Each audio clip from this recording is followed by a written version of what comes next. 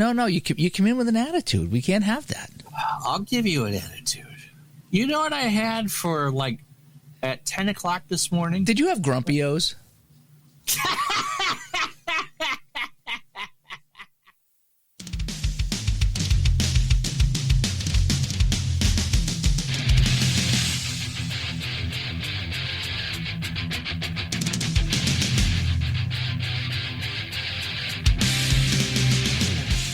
Hello, everybody, and welcome to the Digital to Dice podcast, episode 46.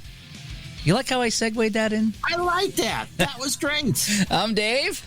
I'm Ron. And, if you didn't guess, we're going to talk some golf today. We're trying to figure out what we're going to talk about. We're both playing a lot of golf games on the tabletop and on the computer. So we're like, well, if we're all playing golf and it's golf season, we got some golf on TV, let's talk about some golf games. Along with that, we got a lot of housekeeping to go over today, Ron. We're going to talk a little bit about our end-of-the-year fundraiser that's going on to help out the show. We got a big listener question that we're going to answer here. We're going to talk about what we're playing, and then we're going to hit the links and talk about some golf. What do you think about that? I think that's a great idea. All righty. So why don't we get right to it? So first off, with the fundraiser thing, we've been going at this a little over a week now. As we approach our one-year anniversary, we found out that we have all kinds of expenses coming up to keep the show going on Spreaker and on StreamYard, the two services that we use. And we've asked if you guys would like to help contribute to keep the show going another year, and we are overwhelmed with a response.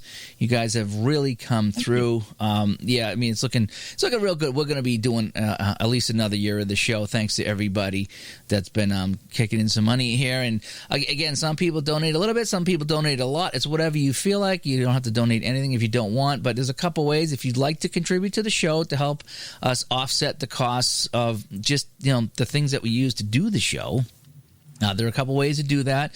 On PayPal, if you'd like to send us some money on PayPal so we can pay some of the bills here, it's paypal.me/IceHog, ICEHOG, paypal.me/IceHog, ICEHOG. Don't go searching IceHog, okay, because you won't find it. We've had a couple people said, I searched IceHog on PayPal. That's my company on PayPal that's been paying the bills, so it's just easier just to pay right into the company so I can pay the bills. But use that link, paypal.me/IceHog. If not, just send us an email or get a hold of us somehow, and I'll send you the link or my email to pay right through there. And also, if on Venmo, we've had some come in on Venmo. Some people like to use that. It's all the cool kids do. All the cool kids. That's right. Dave-Gardner-44. Dave-Gardner-44 is the Venmo if you'd like to help us pay some of the costs for keeping the show going another year. And we talked all about that in the last episode, some of the things going on with that. So, anyway, so we get that out of the way. We'll keep that fundraiser going for a little bit here because we have fun. Oh, and what we're going to do is a lot of people have given us a lot of feedback too, a lot of comments. Thank you. Yeah, in fact, some that you haven't even heard yet because they come in through my my business account. And so what I thought we would do is in a couple of weeks, probably not the next show, maybe the one after, is read some of the comments because there's some that are fantastic and not just pumping our tires, so to speak, but just some really good comments in general about the gaming community and things that are happening. So there's been a lot of really good comments, and not just about us, okay? So we'd like to do that in an upcoming show where we kind of read all that feedback. In fact, we put up something on... Also, if you're a game creator, because I know that one of the things that we've heard most is that people want to hear more interviews, get a hold of either Dave or myself. And we will try to figure out a time to get you on so we can actually do that one interview a month that you guys seem to want. Yes, yep. A lot of people said we'd like to talk to more people that make games or that are big in the gaming community. And we've had some guests on during the year, and we'll try to get some more.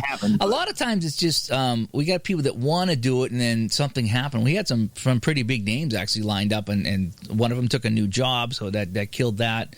And so they couldn't record at a certain time, so we need to get back to them. And there was some other people. Again, I think that kind of dovetails to the next part that we're going to talk about is that just because some of the names might be familiar and they may be big names to us, these are still, what we would qualify. Even the Appas and the Stratomatics and the Dave Cooks are really just mom and pop operations. There may be 4 or 5 people at most. Yeah, and trying to get them to get something is tough to do. We'd love to. So like you said, that dovetails into a question we got from a listener. And he knows who it is because we told him we would answer it on the show. You know who you are. You know who you are. And so he asked, and I'm going to paraphrase here, okay, because I don't have the email in front of me. But he asked, he says, when you guys talk about, he goes, I like the show and what you do, but he says the one thing that I like, I don't like or would like you to change is, or he asked about, why is it when you talk about a game and you say, I don't want to mention the game, but there's a game that does this and it drives me nuts. So he asked, why don't we? Why do we hide the game? Well, 2 reasons. David and I talked about this when we started talking about how we wanted to do the show. Yeah, but before episode 1, when we sat down and talked, we said, look, we want to do some things and we don't want to do some things. Don't want to do some things. And for me, there's 2 reasons, and Dave can expound on this if he'd like. I'm sure he will. One is just what we said before. These are very small operations. For the most part, even the bigger, there's no Blizzards, there's no Activisions, there's no EAs in this community. And for us to take, first of all, pot shots or even criticism that may or may not be constructive at some of these people, I don't think is really fair. If you want to know what we like, you can kind of read between the lines. We talk about it and what we play and the videos that we do on our respective channels. And the other reason is because the community is not intentionally polarized, but I might like company A, and Dave might like company B, and you out there might like company C. And so if we give company a heap of praise and not company C, we're going to hear back, well, you should have said something about this. And it's not unintentional. Today we're going to talk specifically about golf games, but it's not. It's a case of, look, we want to talk about things in a neutral way and not kind of, I guess, tip our hand, but also, yes, it's good to praise different companies, but we also, we want to make sure that fans of those who like pineapple pizza and those who hate pineapple pizza will still go to the same pizza parlor, if that makes sense. Yeah, no, you're right. We don't want to go on and say, well, so-and-so, I can't stand this game because it is. Because now you're going to alienate some of the people that really like that game. Right. And the thing is, it's all about opinion. I might just not like how something's done, where I love how something's done over here. And as you mentioned, it might just because I played this game first and I'm used to it this way. So that's why I enjoy it that way. Whereas if I played the other game first, it might be flipped. So we talked before we even did recorded anything is that we don't want to get on here and bash games, and we don't want to get on here and sell games either at the same time, but you'll hear it in our voice if we're excited about something we play, like Ron just said.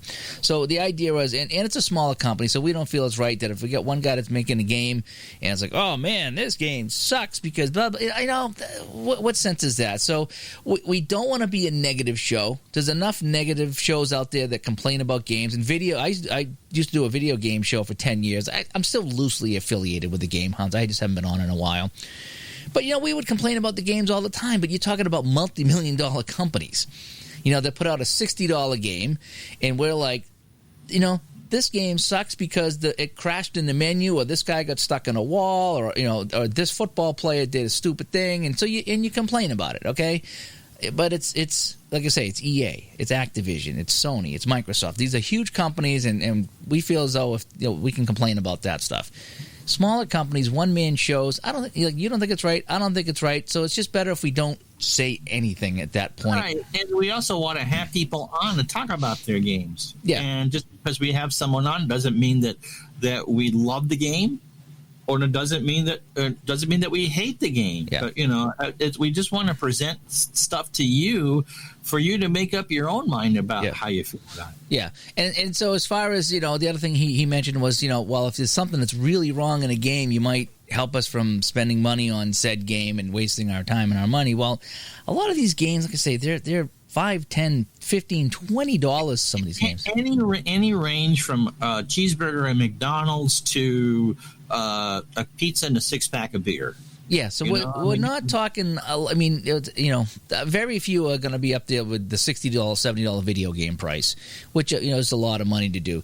So, especially if we're talking about a smaller game, a guy sells stuff by email and it's all PDF and it doesn't cost a lot of money. I don't think we're not saving anybody from. And again, what I may not like in a game, Dave may love in a game, or you may love in a game. Yeah. And for me to say, this doesn't do X, well, yes, it does if you do Y, Z, and double A. Oh, okay. And so it's just best to be, some things we will specifically call out by name and praise. But again, I think we're trying to be neutral, and like the old line, what one man's junk is another man's treasure. Yeah. So again, just kind of wrap it all up is that we're not trying to do game reviews on here, even though we kind of do from time to time. That's not the goal. The goal is to take a top-down approach and a top-down look on the gaming community, get listeners involved, people in the community involved, the game makers and developers involved, and then our experiences, and combine them into a show. And we try to be as positive as we can. Now, we're not going to sit there shining shoes, for an hour. Exactly. But at the same time, we're not here to rip apart smaller game companies or one-man shows. So I hopefully that answers the question about what we're trying to do here on the show. It's a fine line to dance, like Ron said. We don't want to divide the community just because I don't like a game. I don't think I should come on here and bitch about the game because of what I don't like about it. That's not how the show is going to go. So thanks for the email, and I hope that greatly appreciate it. Yeah, thanks a lot. And it was a great point. In fact, when I got back to it, says wow, this is a fantastic point you made, but we actually did talk about this a year ago when we started the show. And but I'm glad he brought it up, and I'm hoping he's okay with the explanation that we gave him. And so there's that right there. Okay, so. Let me see. So we talked about the end of the year fundraising stuff. We talked about the upcoming feedback show. We did the listener question there. So now, well, there's only one thing left.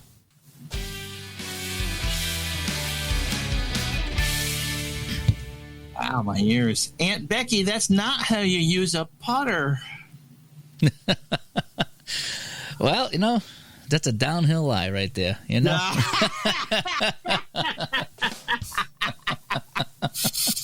There was a whole bunch. There was an episode of I want to think it was Family Guy, and they had a whole segment. Somebody was making a putt, and they were flashing around the crowd, and they found this really pretty woman in the crowd, and they had all these one-liner golf jokes. I'm not going to repeat them, but it was pretty funny. Giggity, giggity, goo.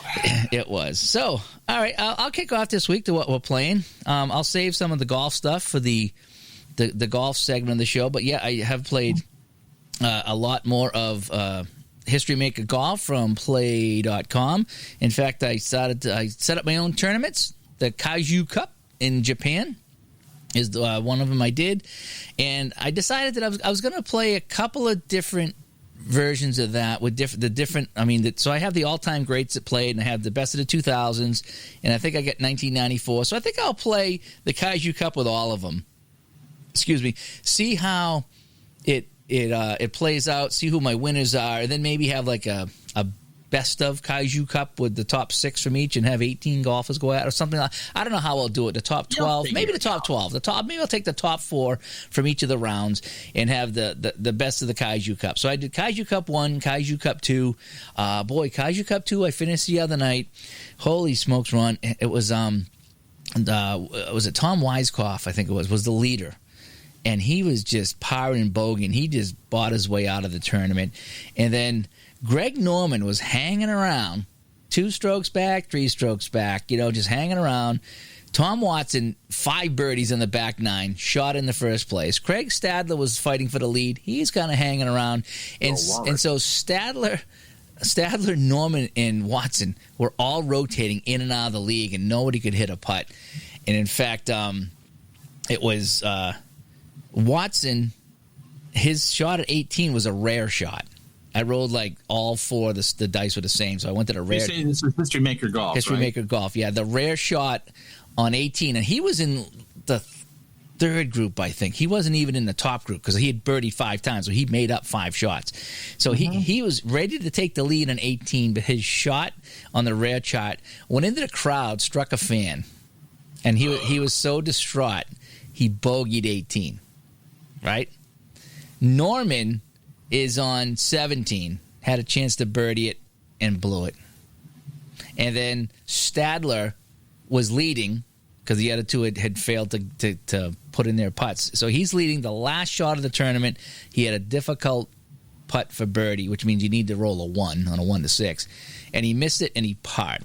So all 3 of the golfers had a chance to win it, and they all were rotating in and out of first place. They couldn't do it, so they all went to a bonus hole, and we got a bogey, par, and birdie. And it was Greg Norman who got the birdie to win it in overtime there. So fantastic finish. The leaders were rotating in and out. Nobody could hit a putt to save it. If any one of those three, one of those 3, and they weren't even in the same group, they were all in different groups, but if any one of those 3 had hit one of those putts, they would have won it. Just how it turned out. So good time. So Kaiju Cup 2 is in the books. Greg Norman wins that one there, so I can't wait to play more of that. I got so many courses on that. I bought some courses through Play, and there's a lot of community courses, and I even bought the instructions on how to make golfers and courses, so I'm still learning that. It looks like it's a lot more difficult than I thought it would be, but I'm going to try to punch some things out. I might do a local course or something like that, so have some fun. A bit more of that when we get to talking about golf. Yeah, we can do that. So what else did I play? Oh, I popped in some hockey. I did. Kill the Power Play by Roberto Schiavini. I went back to 1974-75, and I laid out the Washington Capitals season, who had 8 wins that year, and it didn't go as well for me. I managed 3 wins the entire season. It's almost like I was playing franchise hockey manager because I can't win in that game either. If I manage it, forget it. If I put it on AI, I'm fine. So there you go. There, I can get high enough so you can see what shirt I'm wearing. Oh, you got the Washington Nats on? Washington Nationals, my polo shirt. Oh, there you go. True story. I didn't. I put on a shirt this morning. Didn't really look. And so we're eating French fries at 10 o'clock this morning downtown, and mom and adult daughter walk past where my wife and I are sitting, and she goes, "Nice shirt! Go Nats!" I'm like, oh, I guess I'm wearing a Nats shirt. Oh, I've done that. I put on a shirt. I don't know what I'm wearing sometimes. Or a hat. Oh, nice hat. Well, I have to take it off and look at it. But, anyway. So my Capitals didn't too well in that replay. Didn't do too well. Yeah, 3 wins. No, but it's a fun time. In fact, I found a really fast way to set up and replay a season, whether you're playing that or another quick play game. So I'm going to do a video on that on my channel to show, like, wow, this is actually a really quick way to do a season. And I don't know why I thought about it before, but end up adding up the goals. I did, yeah, and I'll put that in the video that I do. And okay. I think they were close. I think I gave up a lot less goals because they were losing 10 to something and 8 to something, and I don't think I had anything over 6 or 7. So they gave up a lot less goals. They scored similar within range, But yeah, so I did my Kill the Power Play hockey replay, 74-75 Capitals. And then I was trying to figure out something to play the other night, and I ended up grabbing game-winning drive football from Downey. And I forgot how much I liked that game. And it took me a minute to go and refresh myself. Right. But when I did, I played 79 Dolphins at Patriots. Fun game. Dolphins ended up winning 24-17. At least you could uphold Don Shula's legacy, which I couldn't do. Yep. No, that's a fun game. In fact, today I did a little video on my YouTube channel, just a channel update. I'm going to go back. And now that I got a better setup happening and I'm more familiar with all this stuff, I'm going to go back and reshoot a lot of my videos I did about a year and a half ago and try to do them better and get a better feel for the game. Because I was just learning back then and I was all excited. So I put up these videos and I look back at them and I'm like, I could do those better and I could probably play the game a lot better. There was a lot of mistakes I made and things I said that were wrong. So I think I'm going to go and redo some of that stuff on my channel there. But yeah, game-winning drive was on the table and I played some of that. So I got to figure out what's going to be next. Maybe I'll go back to some golf, although I played a ton of that golf. I needed a break, so that's why I brought it. One of those things I think that we all do is we kind of over binge on certain things and then put them away and then kind of come back. I think a very golf is going to be one of those that's going to be in your rotation quite a bit. Yeah, I have That's probably actually a good show topic. It might be. I have a very, very addictive personality. Yeah, so when I like something, I like it. I like it. So anyway, what have you been playing? All right. Well, it's a vacation week from the baseball replay, and so at noontime we did some action PC basketball, Syracuse and Indiana, the '87 national championship game, and then I did a couple of special baseball games. And, the thing with doing one-offs is that if you're trying to get people who are definite rooting interest in one side or the other, because I let my Twitch viewers pick what I was going to play this week at noontime. And so, how does that go, by the way? Not to cut you off. So when you ask viewers, like, hey, what season should I...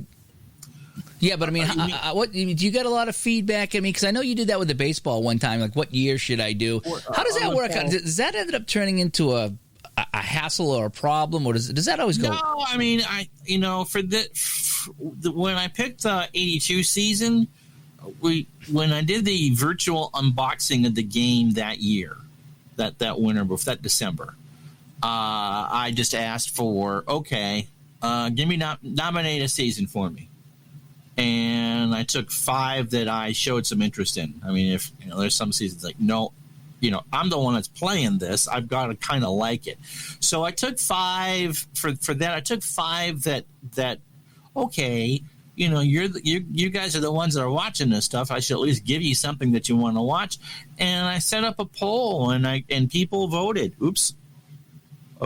A poll, and people voted, and 82 won.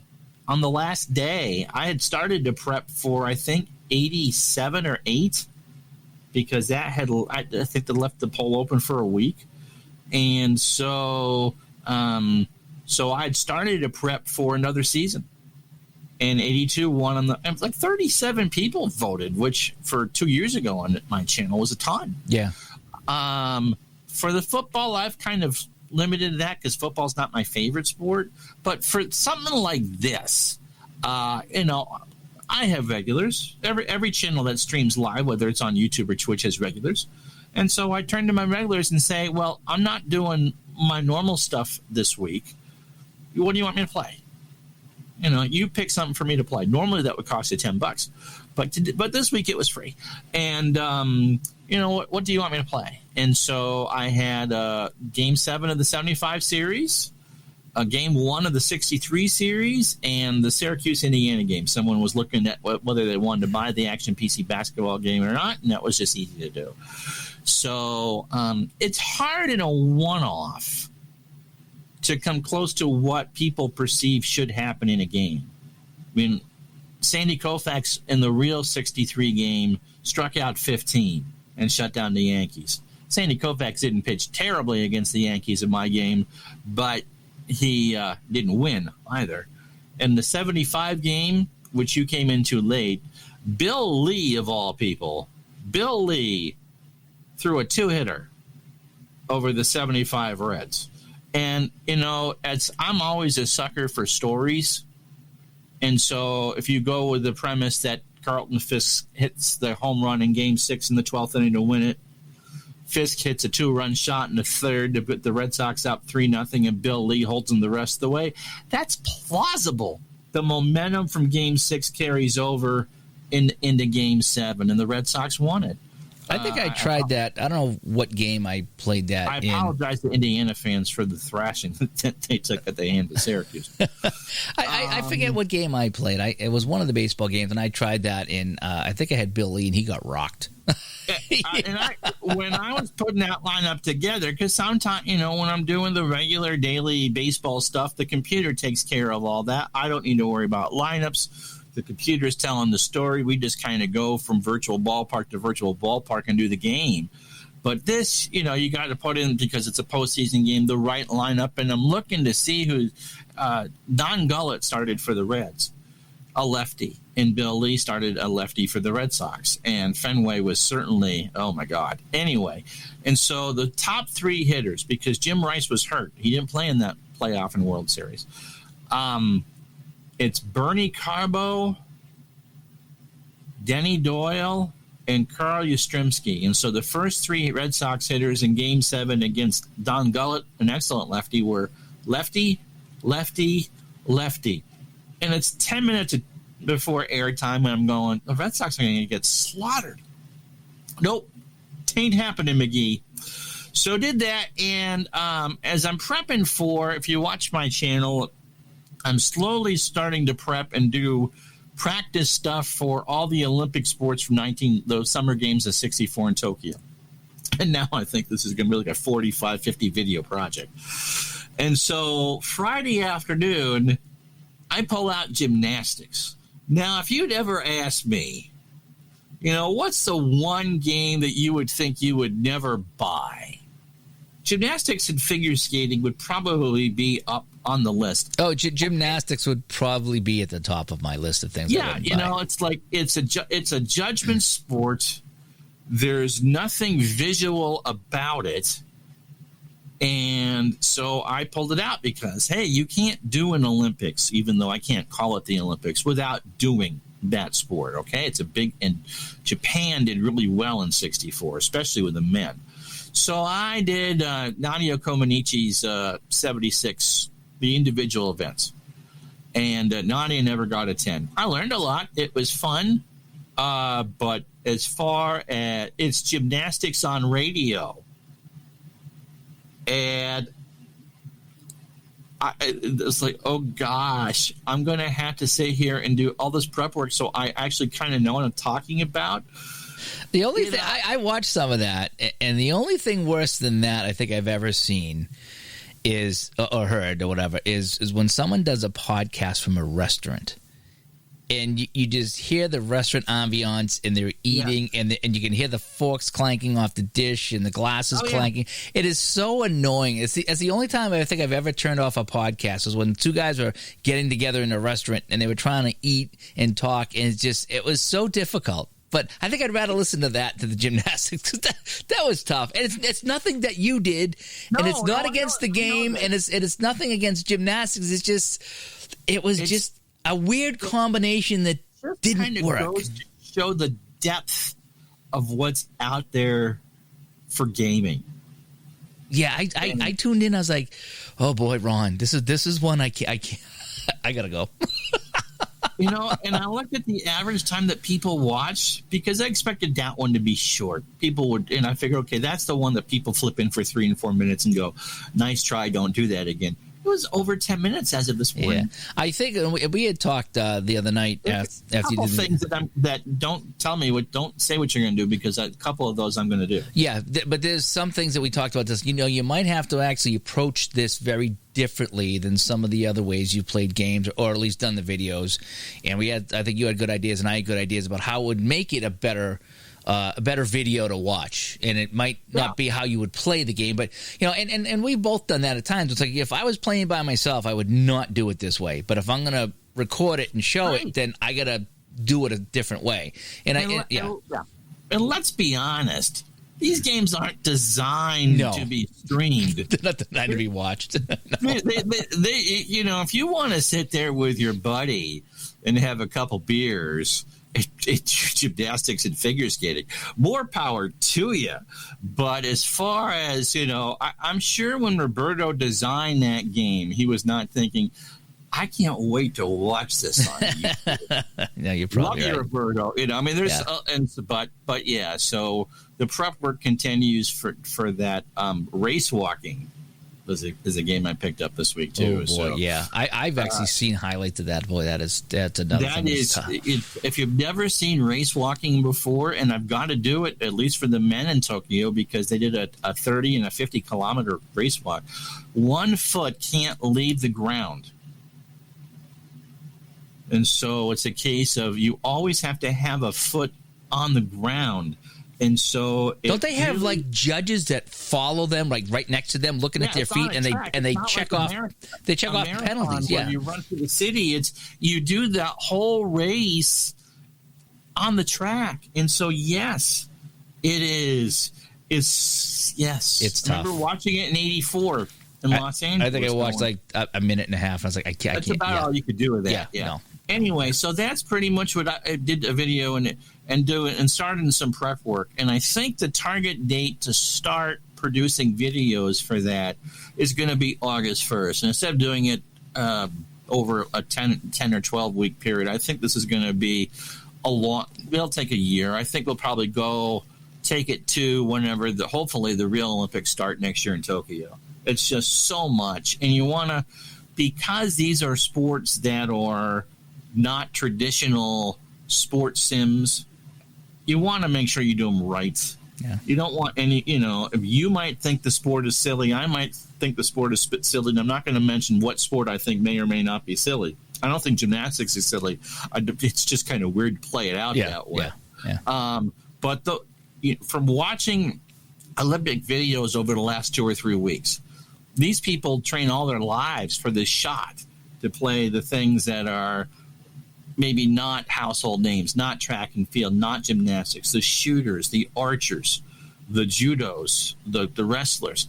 They train the weightlifters. They train all their lives to get to that point and never get any recognition. And so that's one of the reasons why I wanted to do this. I want to give those people, look, this is what you did, and we're greatly appreciative of it. Anyway, so that was what I played this week. Baseball starts again on Tuesday. All right, cool. All right, so get to the meat and potatoes? Let's get to the meat and potatoes.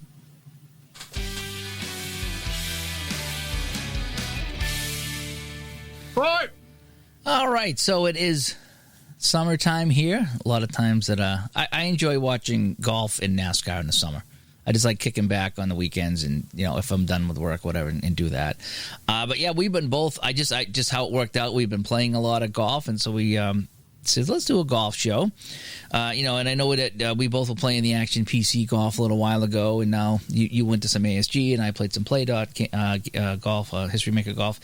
So let's just talk about some golf games in general. So I first started playing some golf games, way back in the day on the Atari. Back to the Atari. And the guy with the big nose, and I've done some videos of Atari golf, and I actually got pretty good at it. One of the videos, I was actually doing okay with that guy. It's a very difficult game to play. But so the Atari golf is fun. The Sega had some pretty good golf games, too, on the old Sega Genesis I really enjoyed. I have the PC versions of that, but yes. Yep. I do want to talk about real quick that one game I played. It was for the original Xbox. I think it was called Lynx Golf.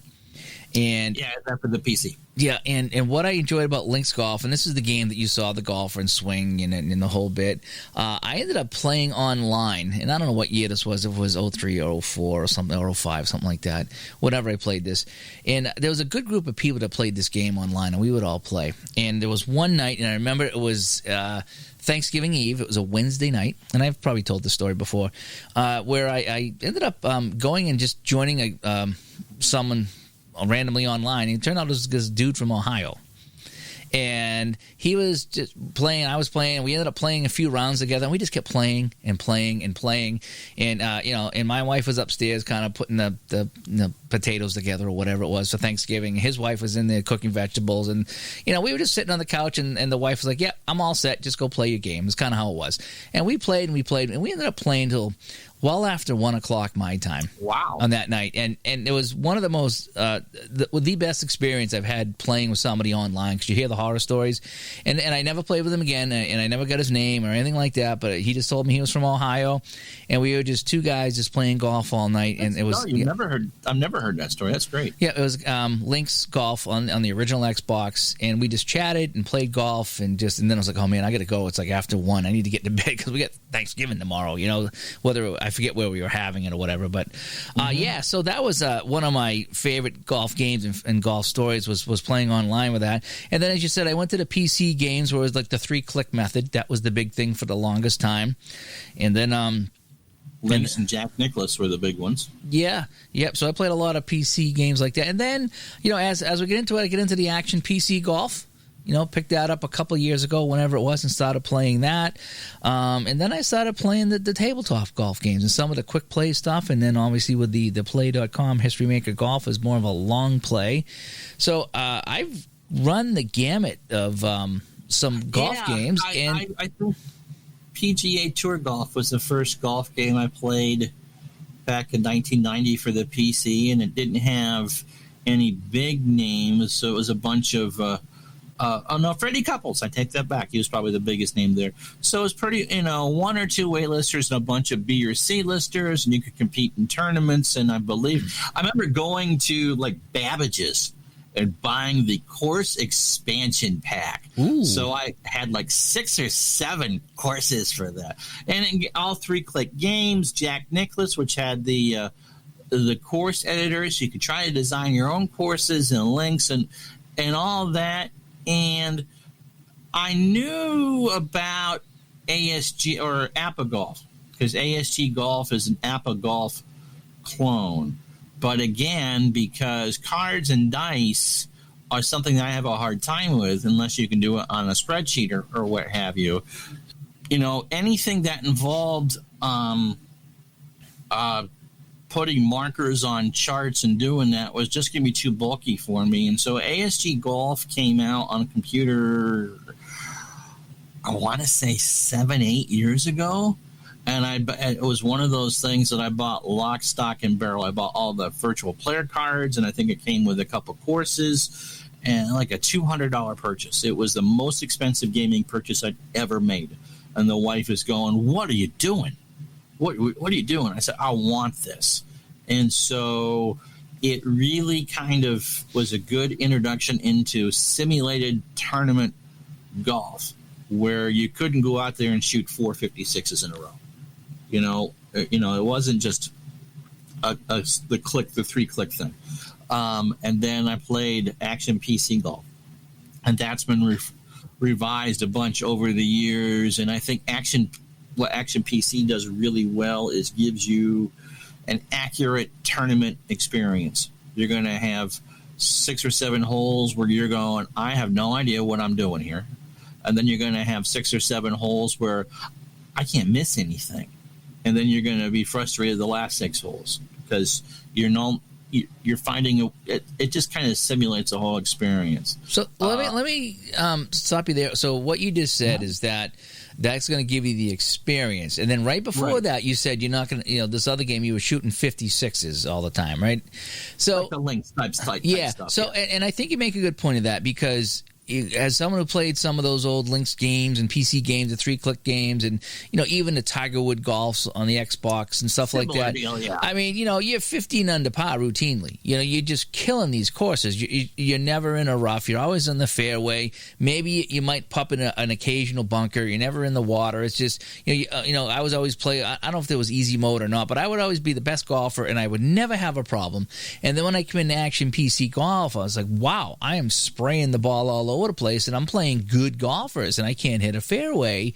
And then we had the big discussion a couple months ago about the new Action PC Golf, and come out, and people having problem with missed hits and how bad it is, and we were keeping track of it all. And I guess the long and short is maybe when you're done. I mean, at the time it's maddening, but when you were done the tournament, that might have been a pretty accurate representation of what was happening. But because we were so used to shooting 20 under par, that here we are saying, well, I'm 3 under par, but it feels like I'm 20 over par. That's how it feels. I debated. Did the Masters, and that was out before the new version of Action PC Golf. So I did it on ASG. And everyone knows Augusta, whether you realize you know Augusta or not. You know that everyone knows that back 9 by heart.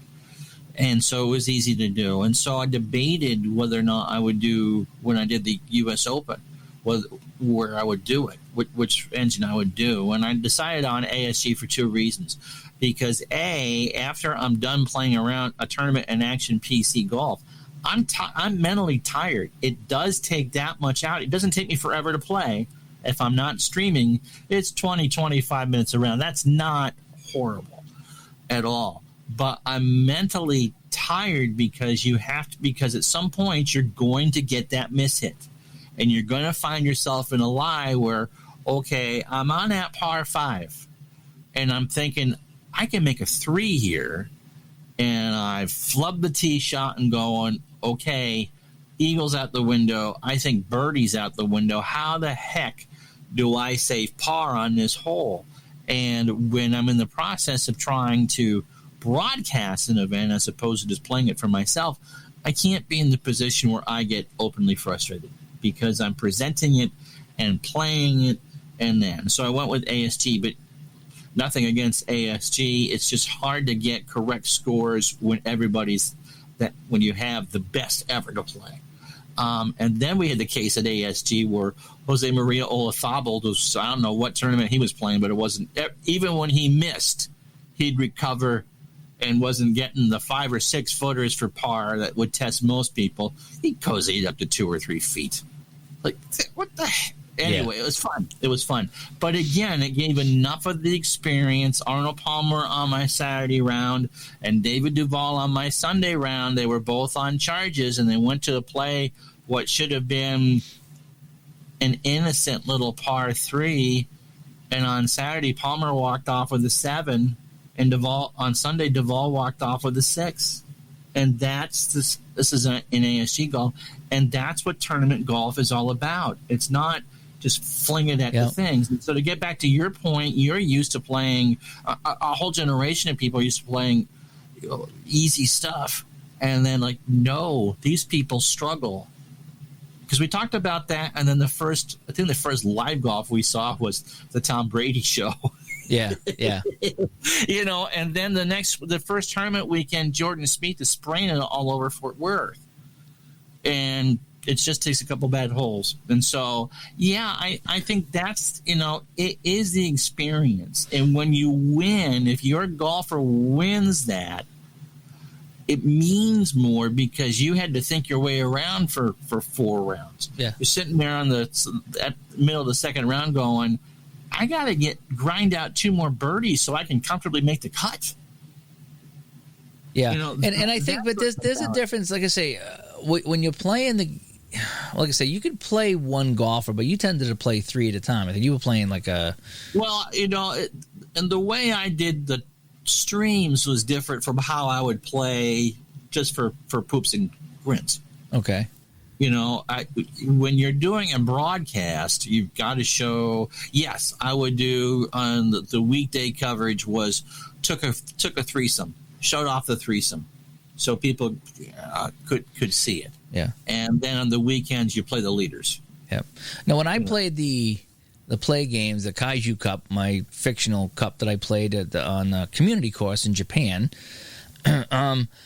I don't know about you. I found myself, of course, you got to play every golfer, and you make decisions for them all. There are decisions you make. There's a lot of following charts. That's a whole course, by the way, a game, the History Maker Golf. Yeah, it is. Well, if you play a tournament, then you roll dice to whittle it down to 12 golfers or something like that, and then you start playing. But you're playing 18 holes with 12 golfers, and that takes a long time to do that. But you get a very good experience with that game.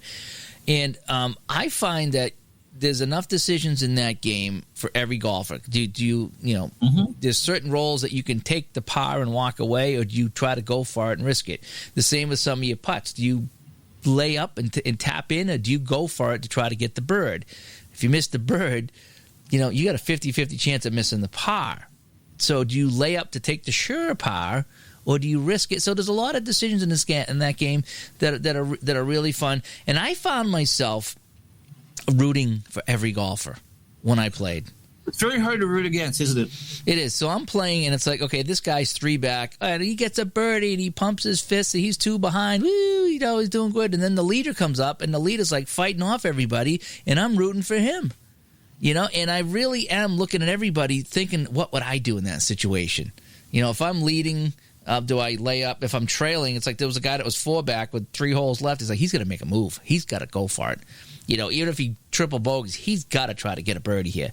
Playing safe with 3 holes left when you're 4 down is not going to win you the tournament. No, and how do you root against Arnold Palmer?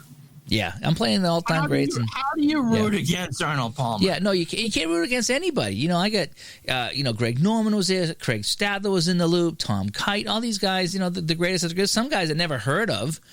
There's a guy, Miller Barber. Never heard of Miller Barber, but he makes the cut every time, and he's in the mix. He hasn't won yet, but he's been in the mix of everything I played. Golfer. Yeah, and it's a lot of guys like that are really fun to play and watch and see. And then occasionally you get the like John Daly. He was leading one of my tournaments, Kaiju Cup 1. I think he was. Yep. It was either the Kaiju Cup or the Original Recipe Open in Kentucky. I forget. I've had a couple different tournaments there, and he was leading. and he had the lead for a couple of holes, and then he faded back and finished in third or fourth place. But it was fun, and I was rooting for him. I root for everybody when I play these games, and on that one, it's a hole by hole when you get down to the end of it, and it's fun, it's addicting. And I talked about the finish I had on Kaiju Cup 2, where the three golfers kept rotating in and out. Boy, and that's what I play for. That is so much fun, that game there. And a couple other games that I played on the tabletop. Before you get into that, okay, let me set you up here. The other thing is that people who may or may not want to play golf, there's a game for everything. Dave's going to talk about some quick play games, round by round games, hole by hole games, and I tend to go for more of the shot by shot games. And so Dave's going to talk a little bit about the round by round and hole by hole games that he enjoys. Yeah, no, I think with Action PC and with the ASG Golf, you could simulate as much as you want, right? And then go hole by hole, right? You can actually play the action or the actually quick play courses where it literally is you just roll the die, and whatever the roll is, you record the score. So you can do hole by hole on ASG. Okay. Yeah, some of the other ones I played on the tabletop, I think the first one I played was the Digging Deep Golf. I grabbed that before they went out of business, and we kicked that around on a video hangout one night. And what I really liked about that game is that you could roll for the round, okay, or you could roll for the hole, or you could roll shot by shot. And that had the makings of a complete game. Whereas if you wanted just a quick play round, you're done. You wanted just a quick play hole, you're done. If you want to go shot by shot, that there as well. It just, as we talked about, though, there was so much difference. When we rolled the dice and I compared the scores from the three different ways of playing, we got three vastly different results. And when I look back, it was, there was some issues that were had in that game.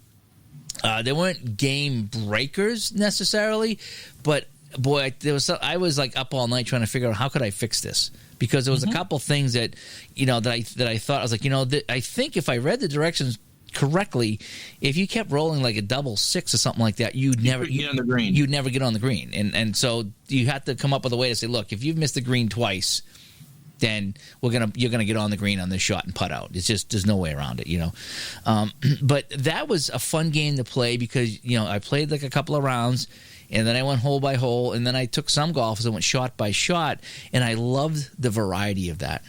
Even though it still needed to be polished a little bit, and I think if I went back, I could probably put in a couple of things that would make that work really well. But I love the idea that you could do all three, because that's how you would play it, round by round, hole by hole, shot by shot. That's the only way you could play it. So I really like that about the Digging Deep. Another one I played on the tabletop was the I think it was Player of the Game by Downey. Yeah, the Downey game. Yep, and I played that the other day as well. And that was you get the hole card, and then you get the player card, and you would roll the dice to see what they did for the day. And what was neat about that is, so you would start off, and let's just say you were Arnold Palmer. You might have an first round, you would average -2, let's say. And then you would roll the dice, look at the course card, and then you would determine what his score was for that day. You could be even, you could be up, you could be down, you could have a disastrous day, you could have an unbelievable day. So you would get your score for that day, and then you would factor in his average round score, which is -2. So let's just say you shot a 72. You would subtract a 2 and you shoot a 70 if you follow that. Okay, and you would do that for all 4 rounds with all the golfers. So it was always just round by round. But that was a fun game. I did like Player of the Game Golf by Downey because you could get some quick results, and they were pretty in line with. And you had the hole cards and you had the player cards, and they all come into play. And there was sometimes you had to go to a skill chart, so that was kind of neat to check the skill chart. So the players' skills did come in, but the hole difficulty also come in on that. So that's a fun game. The Roberto golf game, Heroes of the Majors, I think it was another golf game, and that's another one that you could roll round by round, or you could go hole by hole. You couldn't go shot by shot, but you can go hole by hole. Hole by hole, but only for the 4 majors. So the Masters. Yeah, I think he went up to 97. I got 97. I was playing 97. That was the last year. Yeah, and of course Tiger just blew everybody away. So if I took Tiger out of the mix, then we'd have a nice even match. But I did that, so I rolled every golfer. 79 and 84. Those are Fuzzy's two majors, by the way. Okay, yeah. I was going to pick up another. I think I was going to get. I got to see what year he comes up with. But 79, he won the Masters. In 84, he won the U.S. Open. I think I was going to get 94 because I got 94 for History Maker Golf. So I was going to get 94. So I have 94 in both. And I was going to compare the results as like a project to see what I come up with. Oh, cool. Yeah.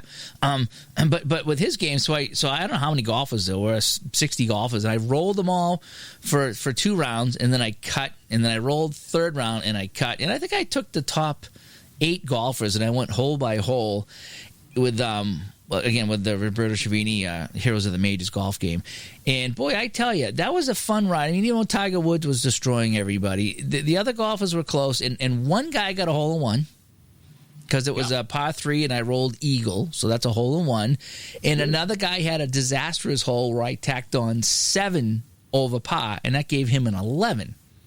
It was just a disaster. So whatever happened on that hole, whether he found the water or he was off, it just, he flubbed the shot. He just was a mess. And so that game there was fun because a lot of games were just, par, occasional bogey, occasional birdie. This game is the potential of really going off the rails. It really was. And so I had fun. Again, hole by hole, it takes a little while because there's a lot of rolling to do. But it was really fun, that game there. And then obviously the History Maker Golf, it gets into a lot more detail. Yes. I'm playing that one there. But the fun that I've had with golf games, I mean, for the Action PC is frustrating, but I still have had fun with it. The tabletop games, I've had very, very good experiences with all the tabletop games I played. Even the Digging Deep Golf, where I thought that some things were a little odd, and we had some weird results. That was still fun. In fact, I found that the other day when I was digging out some things to play. I was like, "Ooh, Digging Deep Golf! I should go back and do that because that really was a fun game to go back and play that." So there's been golf is probably like next to hockey. Golf's probably like one of the most played games by me. When I go back and look at all the games I've played a lot of golf games and had a lot of fun. And it's interesting because it's very hard to get it from a simulation standpoint correct.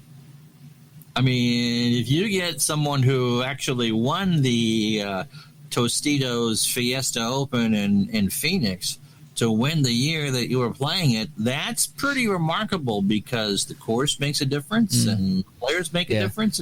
I find that I'm more of a casual golf guy. I was about to say that. So I couldn't tell you. So even though I'm playing fictional stuff right now, if I went and took Augusta or took Pebble Beach, I couldn't tell you who won what where on any. Because I'm a casual guy, so I know the names, and I like seeing a lot of people with the hockey. I like seeing the names when I play these things, and it gives me a nice warm feeling when I got Arnold Palmer playing Tom Kite or something like that, and Craig Stadler slips in and Greg Norman's at the top. It's just a fun nostalgic time to play, and probably that's why I'm playing some of this fictional stuff because I don't know if I want to go back and try to play. No, and I think again, we've talked about this ad nauseum. It's all about imagination. What we get out of these sims, and I think. Also, by the way, we haven't played it yet, but our friend Bruce Kish has released a Classic Golf. Okay, yeah. Games, and so you can buy. I think the base package is the base game and a decade. So 80s, 90s, noughts, and the teens. Okay. So you can pick out the one decade and play the entire decade with that, and it's reasonably cheap too. Yeah. So I forgot what I was going to say. I mean, it's whatever it is that you want to, whatever cake you want to bake. It is what it is, and so no, Tiger's not going to have 295 off the tee every time or what have you. But I'm telling you, when I do my own tours offline or the 2 tournaments that I've streamed, it is what I hope it would be. The names may not be what I thought would win, but it shows that this is that they're credible. These are credible games. I'm actually surprised at how much fun I had still have, playing the cards and dice golf game. Seriously, and not that you just don't. I mean, I'm not saying I doubted the games, but I mean, I've played so much video games, so many video golf games, so many PC golf games, especially the Action PC has been my go-to game for the last couple of years. But when I started pulling out the dice golf games, I was like, how much fun can this be, rolling for final scores? But as you see the rounds unfold, and you get into the last day, and you start at the bottom to see if anybody could shoot up a little bit, and then you see if the top guys start to fold a little bit. Rolling those dice and seeing those things come out, even in a quick play game, is really. It's really fun. It's more fun than I thought. And then the hole-by-hole games. I think if you could do a good hole-by-hole game, like the Play does, or the Roberto Chiarini games, you see it every hole. You see what happens, and that is extremely fun. It really, and it's a long play though. Hole by hole is long, so you're in this for the long haul. This is not a flip through the newspaper. This is a novel you're doing here. But also the player of the games. I think the classic golf, the heroes of the majors, are all relatively faster play games. Brian Martin, who's working on a bowling game, by the way, had a game that's now out of print on the green golf. And it would be pretty similar to Digging Deep. You'd get the whatever season set or maybe a decade set or whatever. You'd pick your course. You'd roll to see what you got for the first 2 or 3 rounds. You'd make your cut and vice versa. And so, yeah, you can make it as long or as fast or as slow as you want. By the way, because I know we're going to wrap this up in a minute, I want to give a special thanks out to the folks over at Delphi. You know how it was wild. I hadn't been over there in a while, and so I'm reading something else. I'm scrolling down, and my name pops up on the screen. And I'm not a regular reader, but I'm not a regular contributor over there. And so to see Ron Juckett Golf pop up on the screen, I'm going, uh-oh. And I don't know if I know the person, because that's all screen names. If I know the person that paid me the wonderful compliment and someone else was there, but thank you very much. That means an awful lot. But thank you. All right. I didn't have a golf clap ready for you, which would have been good, but we'll go with that. But anyway, it's just a genre that you may be kind of hesitant to go out and try, because there's no Babe Ruth hitting 60 home runs here. You just don't know. But if you love the game of golf, I think you're going to find something to fit your taste.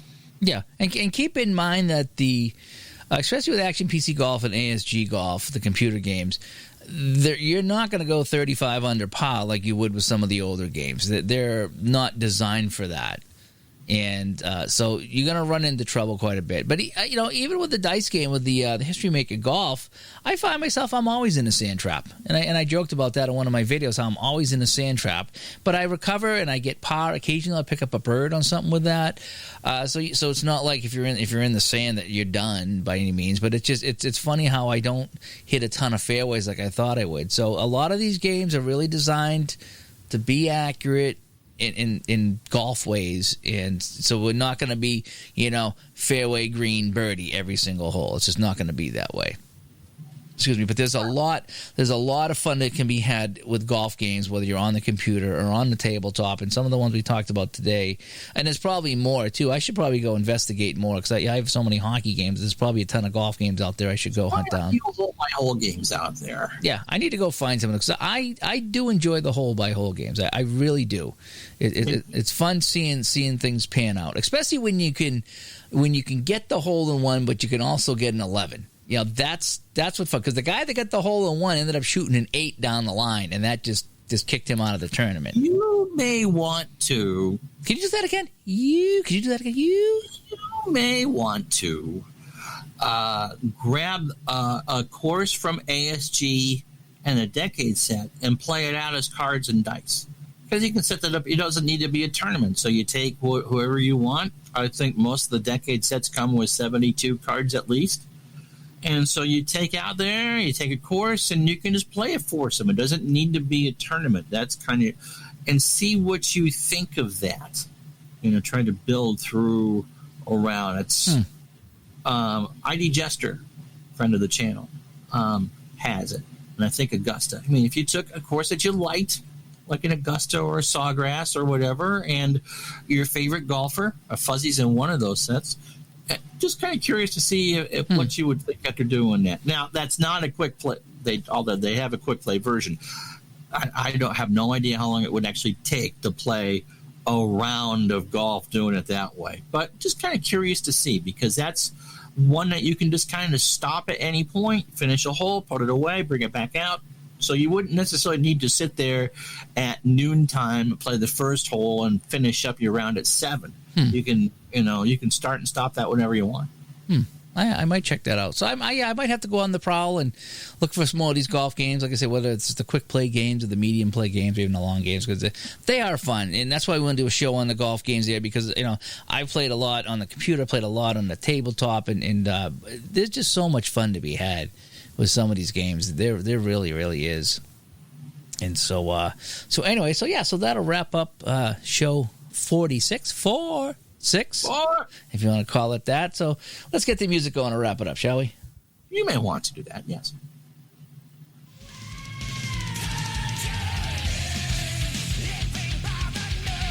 All right, ways to get a hold of us. DigitalToDice.com is our website over on Spreaker. Text line 978-751-DICE, 978-751-3423. And on Facebook, our ever-growing group, 363. Yeah, that is getting really big right now. Facebook.com/group/digital-to-dice. And again, if you'd like to contribute to the show to keep us going another year so we can offset some of our costs, PayPal.me/IceHog, ICEHOG. And on Venmo, Dave-Gardner-44. Or just get a hold of us somehow, and we'll help you out with that. But thanks to everybody that contributed so we can keep the show going. Thank you so much. And we look forward to doing more of these Digital to Dice shows. So I'm Dave. I'm Ron. Talk to everybody later. Bye-bye.